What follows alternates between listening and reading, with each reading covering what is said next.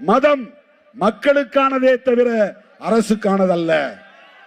அதனால் செக்யூலரிசம், அம்பேத்கர், நேரு, காந்தி எல்லோரும் சேர்ந்து இந்த அரசுக்கு மதம் வேண்டாம் முடிவு பண்ணாங்க. இந்து மதத்தை அறிவிக்கலாம், அதான் பிஜேபி சொல்றான், ஆர்எஸ்எஸ் சொல்றான், எல்லாரும் சொல்றான். இந்து மதத்தில் டிஸ்கிரிமினேஷன் இல்லைன்னு சொல்லுங்க, சகோதரத்துவம் இருக்குன்னு சொல்லுங்க. நாம் எல்லாம் சகோதரர் வந்து நாளைக்கு கட்டி பிடிக்க தயாரா? கட்டி பிடிக்க தயாரான்னு தான் கேட்கிற. இதையே திருச்சி பேசுவாங்க. திருமாவளவன் வேற மாதிரி பேசினாரும்பான்,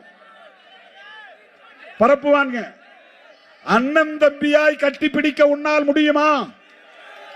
என்னையும் ஒரு சகோதரனாக உன்னால் ஏற்றுக்கொள்ள முடியுமா? இந்து மதத்தில் சகோதரத்துவம் உண்டு, திருமாவளவன் எங்களோடு இணைய வேண்டும் என்று சொல்லுகிற துணிச்சல் உங்களுக்கு உண்டா?